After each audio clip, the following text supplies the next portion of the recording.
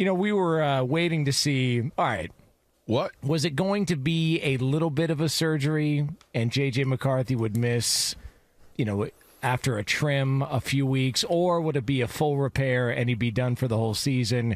We got our news yesterday. JJ McCarthy out for the entire season, full repair of his torn meniscus that he suffered in the preseason game against the Raiders over the weekend.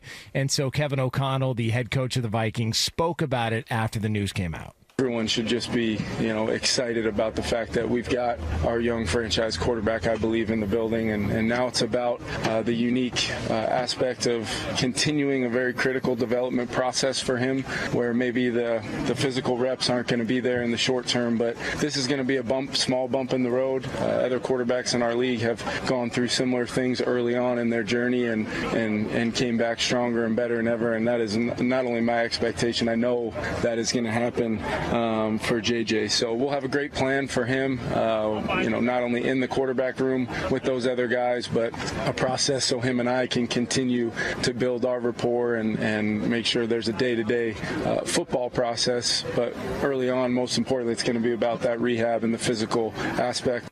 Sam Darnold, step right up. That's right, baby. Yep. LaVar, have you ever had a torn meniscus, or Jonas, have you? That was the Achilles heel of my career. I did. The torn meniscus was? Yeah, Really?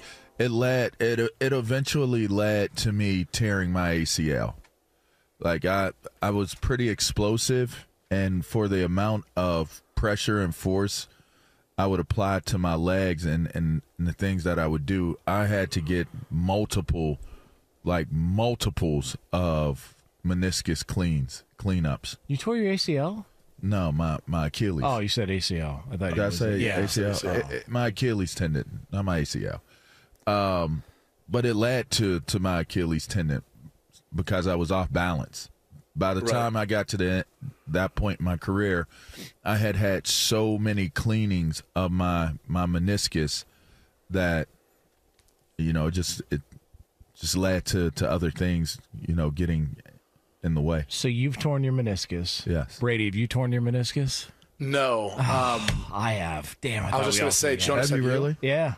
Yeah. Dislocated my kneecap. The dislocation How wasn't did the you bad dislocate part. your kneecap? Yeah, you told this story I before. was playing basketball.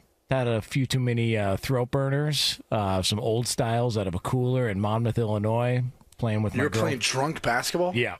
Yep. That's it was we had played cornhole for about an hour and a half, and I was teaming up with my girlfriend against my brother and my cousin. She was she was horrendous. You were teaming up. She was horrendous. So you had to pick up the load. Damn. She was horrendous. Threw a bad pass. I did everything, and I came down, popped my kneecap, but I tore my meniscus and had a bone bruise. Dang. The kneecap painful. was popped back in, and that wasn't really the issue. It was the meniscus and the bone bruise that was always the lingering problem. So I did not have that on my bingo card, that you tore your meniscus playing drunk basketball after a game of cornhole. Teamed up with your girlfriend. Is that common? What do you mean, drunk basketball? Drunk basketball? It's Monmouth, there's not a lot going on. Yeah, I don't suspect people are like having a few beers like, you know what, let's go play a pickup game of basketball. Did you make any noises when it that sounds like one of them injuries where either you just go into shock and you say nothing, or you let out a scream out.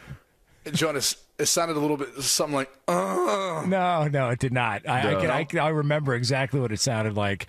I told my brother when I reached down to my leg and I felt my kneecap on the side, and I'm like, I just felt this canyon on my knee, and I told my brother, I was like, hey, Adam, I'm done. I popped my knee. Adam, I'm done. He goes, stop being a you-know-what, fill in the blank there. Rhymes. Did it end with a Y? Yes. Okay. He goes, stop, get up, man. Let's finish the game. Stop. You mean a wuss? Yeah, something like that. Insert the P. And I said, no, I'm really done. He lifts up my pant leg and goes, oh, God. Oh, God.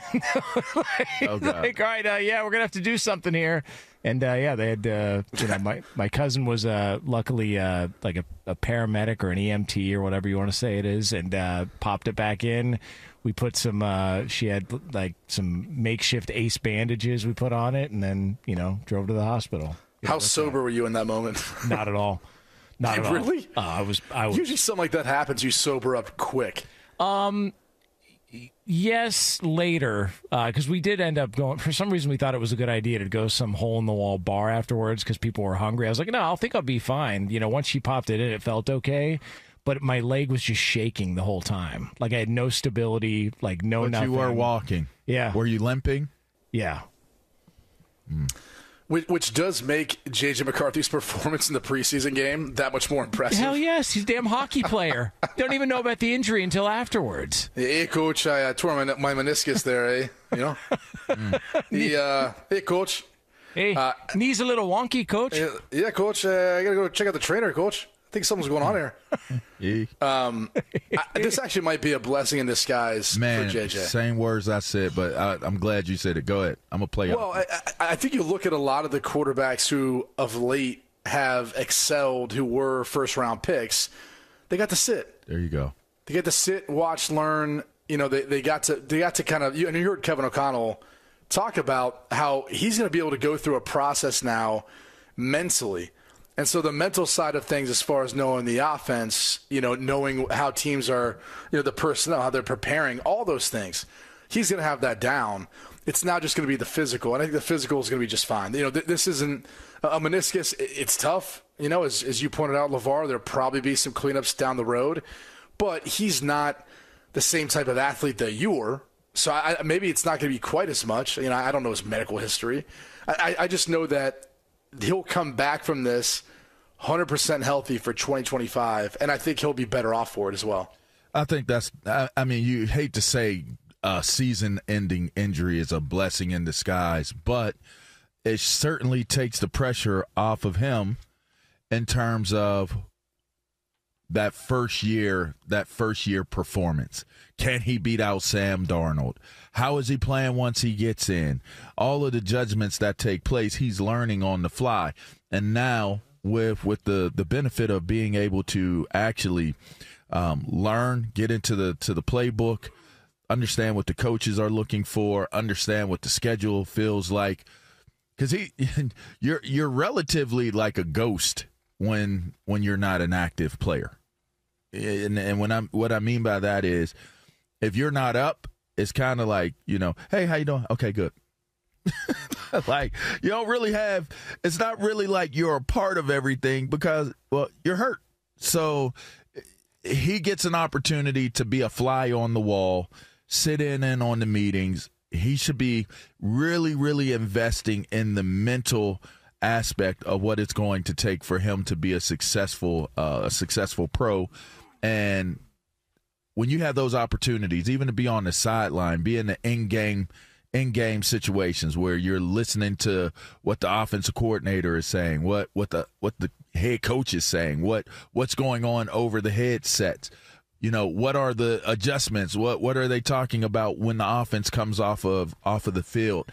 All those moments in time, if he's taking the mental reps and he's taking this seriously and he's present and he's focused and dialed in on learning all of those things, by the time he gets back, which, we were talking about an old-ass Aaron Rodgers coming back from an Achilles tear, which obviously is probably a much more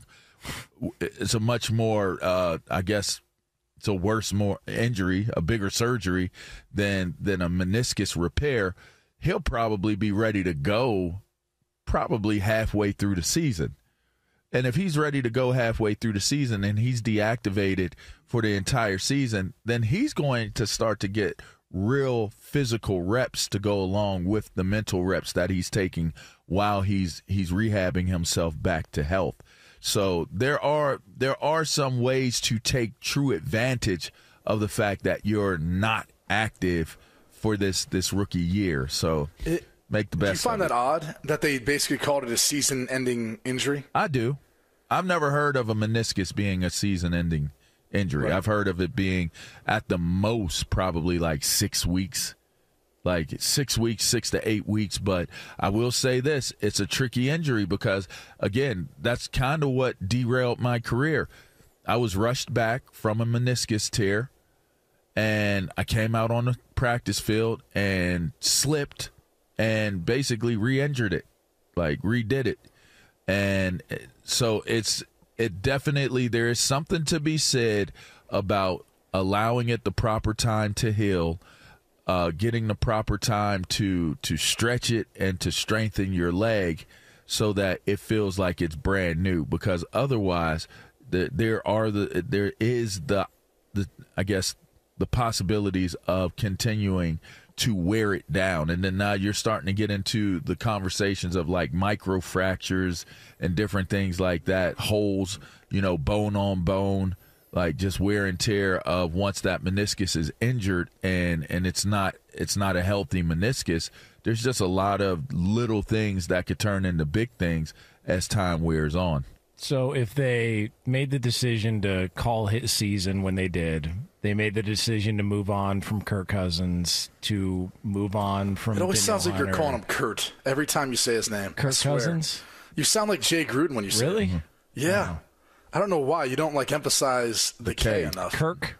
I'm guilty of that too. Kirk Cousins? Kirk Cousins. Like you don't finish the end of his name. I let the Kirk K and the Cousins. C of his last name roll into each other almost. Kirk Cousins. Right. Yeah. It's almost Kirk like Cousins. one name. Is that like a Pennsylvania thing, Var? I don't know.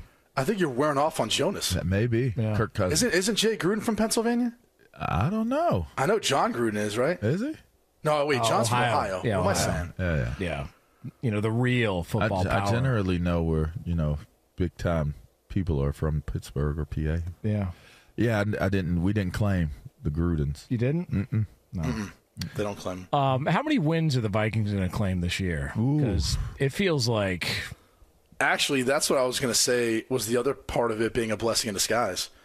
They could get another top draft pick. I was going to say, so this year is kind of we've punted, So we're punting on Sam. Oh, Yeah. wow. On Sam Darnold. I'm not punting on them. You won't hear that many times this season in Minnesota. I'm not punting on them, but they will have a chance to get one of the top players in next year's draft and maybe some more draft capital. I mean, think about how this year worked out. They got JJ. They obviously got Dallas Turner, too. They basically replaced what they lost in free agency. Now they could get another guy, too, to help out. I mean, now the ownership and everyone else involved would have to be patient, understanding what's happening. But I think there's a chance they could come out on the other side of this with a better roster when it's all said and done.